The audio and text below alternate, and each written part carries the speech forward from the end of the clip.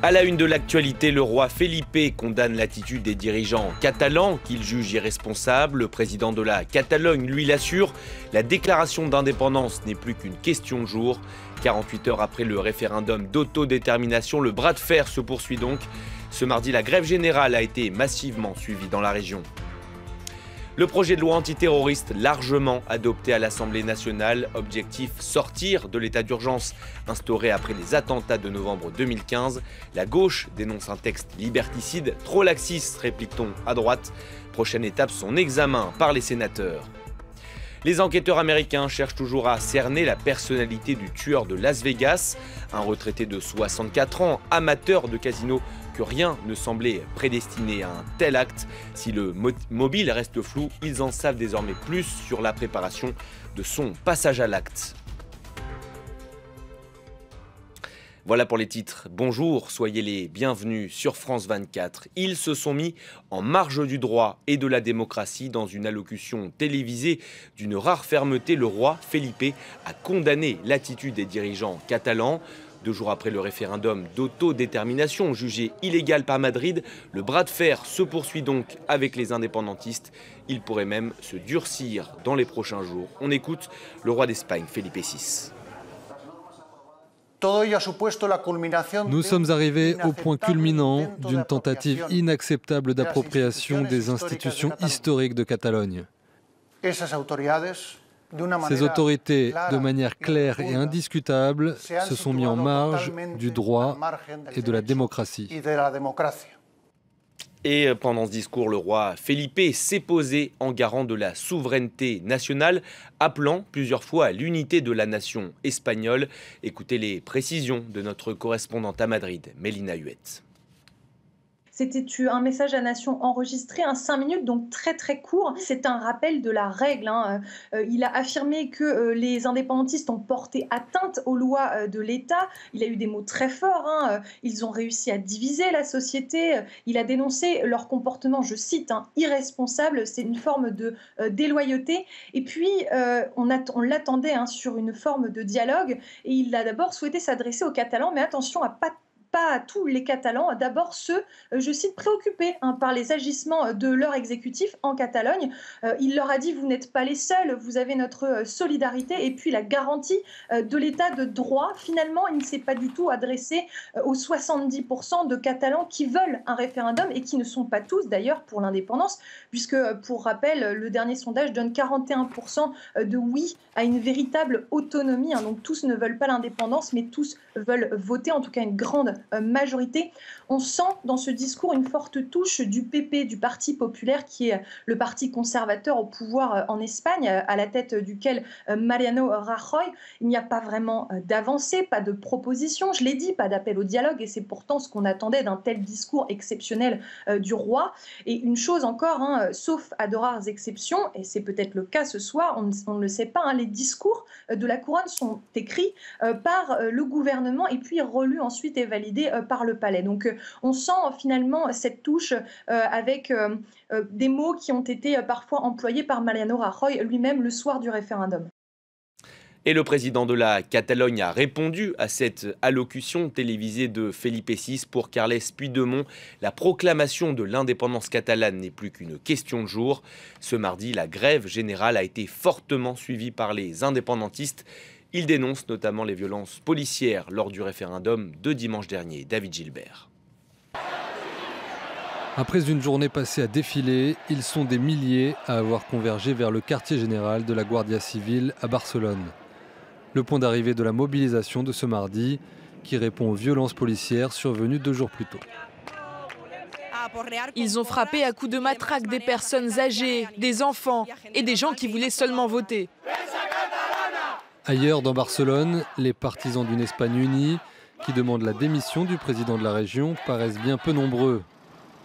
Car du côté des indépendantistes, la grève générale décrétée par les syndicats catalans tourne à la démonstration de force. Toute la région est au ralenti. Parmi les centaines de milliers de manifestants, de nombreux dockers du port de la ville qui ont massivement débrayé. Ce n'est pas une histoire d'indépendance, de oui ou de non. C'est une histoire de fierté, du droit de protester, de s'exprimer, ce que nous refuse ce gouvernement. 2 jours après le référendum, la rancœur contre les forces de l'ordre et le gouvernement central est encore tenace. Malgré les appels à une médiation internationale, le bras de fer entre Madrid et Barcelone devrait continuer. 415 voix pour, 127 contre et 19 abstentions en France. Les députés ont largement adopté le projet de loi antiterroriste voulu par le gouvernement. Il doit prendre le relais de l'état d'urgence en vigueur depuis près de 2 ans après les attentats de novembre 2015. Un texte présenté par le ministre de l'Intérieur comme une réponse durable face à une menace durable. À l'Assemblée nationale, les précisions de notre envoyée spéciale Alexandra Renard. Cette nouvelle loi qui renforce la lutte contre le terrorisme et la sécurité intérieure en France a été présentée en juin dernier et elle est passée ce mardi haut la main avec 415 votants pour et 127 contre. Ce qui change, eh bien, c'est que la France cesse d'être sous un régime d'état d'urgence comme elle l'était depuis 2 ans, depuis les attentats qui ont eu lieu en novembre 2015 à Paris et en région parisienne. C'est un changement radical puisque désormais les dispositions intègrent directement le droit commun, des nouvelles dispositions, des nouveaux instruments pour les autorités françaises qui vont permettre simplement de lutter contre le terrorisme de façon permanente. Des dispositions comme par exemple la possibilité de fermer de manière administrative certains lieux de culte quand il y aura à l'intérieur de ces lieux de culte des suspicions d'apologie du terrorisme ou bien d'avoir accès pour les services de renseignement français aux communications via Internet en passant par le système hertzien. Donc aujourd'hui, cette loi est jugée liberticide encore pour certains, laxiste pour d'autres, mais pour la majorité des députés français aujourd'hui, elle est utile et nécessaire. Un vote à l'Assemblée nationale qui intervient 2 jours après l'attaque au couteau de Marseille qui a coûté la vie, je vous le rappelle, à 2 femmes. Sur place, l'enquête avance. 5 personnes ont été interpellées. Au moins 4 d'entre elles ont été placées en garde à vue pour association de malfaiteurs terroristes criminels. Des perquisitions ont également été menées ce mardi dans la cité phocéenne. Autre affaire qui prouve que la menace terroriste reste très présente en France, celle des bonbonnes de gaz retrouvées ce week-end au pied d'un immeuble du 16e arrondissement de Paris. Là aussi, 5 personnes ont été interpellées. Parmi elles, au moins une était radicalisée. On voit tout cela en images avec Stéphanie Pérez. 2 bonbonnes de gaz posées par terre. Au moment où une riveraine prend cette photo ce week-end au petit matin, elle ne sait pas qu'il s'agit d'une partie de la bombe qui vient d'être retrouvée. Samedi, le réveil a été brutal pour les habitants de cet immeuble cossu du 16e arrondissement. 4 bonbonnes de gaz au total ont été découvertes dans ce hall d'entrée vers 4 h du matin. C'est cet habitant du rez-de-chaussée qui a donné l'alerte et gardé son sang-froid. La chose que je peux vous dire, c'est que j'ai coupé les bonbonnes de gaz, je les ai sorties dehors et qu'ensuite j'ai appelé. En fait, en même temps, j'avais la police et les pompiers au téléphone. C'est eux qui m'ont aidé, il faut les remercier aussi. Et voilà. Après, j'ai pas de détails supplémentaires. Comment vous les avez repérées, les bonbonnes? Parce que ça sentait le gaz et l'essence, vous imaginez quoi? Il y avait quoi faire péter tous les meubles. L'engin neutralisé par les enquêteurs était perfectionné. 4 bonbonnes de gaz aspergées d'essence et reliées par un téléphone comme dispositif de mise à feu. Un autre téléphone devait déclencher l'explosion. L'un des 2 n'a pas fonctionné. Pourquoi une bombe dans cet immeuble tranquille? Les habitants ne comprennent pas. C'est la porte à côté de chez moi, madame. Je suis juste au-dessus. Ça aurait pu péter 5 minutes avant. Si j'allumais une cigarette, ça pétait 5 minutes avant. L'analyse des engins a vite parlé. Une empreinte relevée sur une bonbonne conduit à un homme fiché S, connu pour sa fréquentation du milieu djihadiste. Lui et 4 personnes de son entourage ont été interpellés dans plusieurs villes de l'Essonne. Son domicile a été perquisitionné à Brétigny-sur-Orge. Aucune piste évidente sur la cible. Hypothèse envisagée, le ou les poseurs de bombes auraient pu se tromper d'adresse et avoir voulu viser l'homonyme d'un des habitants. Je vous le disais en titre, aux États-Unis, les enquêteurs cherchent toujours à en savoir plus sur la personnalité du tueur de Las Vegas. À ce stade, ils ont au moins une certitude. L'homme de 64 ans avait minutieusement préparé son passage à l'acte. En témoigne la quarantaine d'armes retrouvées à son domicile et dans sa chambre d'hôtel de Las Vegas, Serine Bay. Ils passent au peigne fin les lieux de l'attaque. Les enquêteurs du FBI essaient de comprendre comment un comptable à la retraite millionnaire a pu commettre le pire massacre de l'histoire récente des États-Unis. Stephen Paddock n'avait pas de casier judiciaire. Selon les autorités, il aurait planifié méticuleusement cette attaque. Cet acte a forcément été prémédité. Le fait qu'il y ait dans sa chambre tout cet arsenal, ça a été entièrement préparé. Et je suis sûr qu'il savait exactement ce qu'il faisait, ce qui est vraiment inquiétant. Depuis le 32e étage de l'hôtel Mandalay Bay, Stephen Paddock bénéficiait d'une vue entièrement dégagée sur le concert. La chambre a été louée 4 jours avant l'attaque, lui laissant le temps de bien la préparer. Les enquêteurs ont retrouvé des caméras installées à l'intérieur de la pièce mais aussi à l'extérieur, permettant à Stephen Paddock de surveiller ceux qui s'approcheraient de la chambre. 23 armes ont également été découvertes, ainsi que des accessoires utilisés pour transformer les semi-automatiques en automatiques et ainsi pouvoir tirer des rafales. Nous avons trouvé un appareil qui permet à un individu d'accélérer le déchargement des munitions. Les enquêteurs ont également découvert 19 armes à feu, des explosifs et des centaines de munitions dans sa maison à Mesquite, à 130 km de Las Vegas. Les données de son ordinateur et de son téléphone portable sont actuellement examinées et sa compagne devrait être interrogée dès son retour de voyage. Les motivations de Stephen Paddock restent aujourd'hui un mystère. L'homme de 64 ans semblait vivre une vie paisible dans ce quartier prisé des retraités.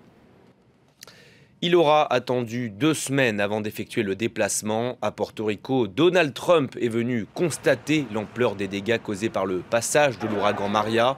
Sur place, la population est à bout, exaspérée par le manque d'eau potable et l'absence d'électricité. Gallagher Fenwick est notre envoyé spécial à Porto Rico. Pas mal de celles et ceux avec lesquels nous nous entretenons ne les ont pas entendus, ces mots durs, car ils n'ont pas d'électricité, donc pas de télévision. Peu de moyens de suivre ce qui s'est déroulé à un très haut niveau ces derniers jours avec cette véritable guerre des mots entre le président américain et certaines des autorités locales comme la maire de San Juan. Et cette visite, non plus, ils ont eu beaucoup de mal à la suivre, mais ce qui est intéressant, eh bien, c'est que finalement, ces portoricains, ces portoricaines disent que tout cela, ça n'est que de la politique et ce qui les intéresse, eh bien, c'est tout simplement les résultats à venir de cette visite, savoir si oui ou non, elle va se matérialiser par l'arrivée d'une aide financière qui soit à la hauteur des attentes, d'une aide matérielle également pour aider dans les besoins de reconstruction qui sont immenses. À peine 5% des habitants de l'île ont l'électricité à ce stade. Plus de la moitié d'entre eux n'a toujours pas accès à l'eau potable. Les communications sont extrêmement difficiles et un bruit assourdissant que l'on entend partout à ce stade sur cette île, ou tout du moins dans les quartiers où on a les moyens de se les payer, c'est le bruit de ces générateurs dont sont entièrement dépendants une bonne partie des habitants de ville. Mais encore une fois, pour les alimenter, il faut de l'essence et ça aussi, c'est un bien désormais précieux sur cette île qui, encore une fois, finalement, n'a pas de mots durs, en tous les cas, pas celles et ceux avec lesquels nous nous sommes entretenus avec ce président américain. Tout ce qui les intéresse, c'est de savoir si oui ou non, il va permettre au progrès et au changement d'arriver, et ce, très très rapidement. Washington n'est pas resté les bras croisés dans le dossier des attaques acoustiques contre ses diplomates à la Havane. Ce mardi, les États-Unis ont pris la décision d'expulser 15 employés de l'ambassade de Cuba dans la capitale américaine. Inacceptable, estime le ministre cubain des Affaires étrangères. Pour rappel, depuis fin 2016, 22 diplomates américains ont subi des lésions importantes en raison de ces attaques acoustiques, des pertes d'audition, des vertiges ou encore des problèmes d'équilibre. Il fut le premier président non arabe de l'Irak malade. Jalal Talabani est décédé ce mardi en Allemagne. Il avait 83 ans, grand défenseur de la cause kurde. Il fut pendant de longues années la bête noire de Massoud Barzani, l'actuel président du Kurdistan irakien. Son portrait est signé David Gilbert. Jalal Talabani n'a pas pu voter pour l'indépendance du Kurdistan. Peu avant le référendum organisé la semaine dernière, l'ancien président irakien avait dû partir se faire soigner en Allemagne. Il était l'une des figures de la cause kurde depuis ses premiers pas de militant nationaliste dans les années 40. En 1975, il fonde son propre mouvement, l'Union patriotique du Kurdistan, après un désaccord avec le Parti démocratique du Kurdistan de son mentor, Mustafa Barzani. Les dissensions se poursuivent avec Massoud Barzani, fils et successeur du précédent et actuel président du Kurdistan. La concurrence entre l'UPK et le PDK va marquer le mouvement kurde en Irak pendant des décennies. Ils réussissent à s'allier lors de la grande révolte kurde de 1988 contre leur ennemi commun, Saddam Hussein, avec qui Talabani négocie une certaine autonomie du Kurdistan à l'issue de la première guerre du Golfe. Mais la situation dégénère à nouveau dans le courant des années 90 entre factions rivales ainsi qu'avec Bagdad. Nous ne sommes pas prêts à parler avec Saddam Hussein. Nous pensons que c'est un boucher, un dictateur. Nous combattons aux côtés des autres forces irakiennes pour le renverser. Jalal Talabani aura gain de cause 7 ans plus tard. C'est l'invasion américaine, la chute de Saddam et l'élection présidentielle en 2005 qui font de lui le premier président kurde de l'histoire du pays. Celui que l'on appelle Oncle Jalal au Kurdistan œuvre alors à la réconciliation entre les différentes communautés irakiennes. Mais ses 3 mandats sont marqués par ses problèmes de santé et ses allers-retours en Allemagne, où il s'est éteint ce mardi. Et c'est la fin de cette édition. Prochain journal dans 15 minutes. À tout à l'heure.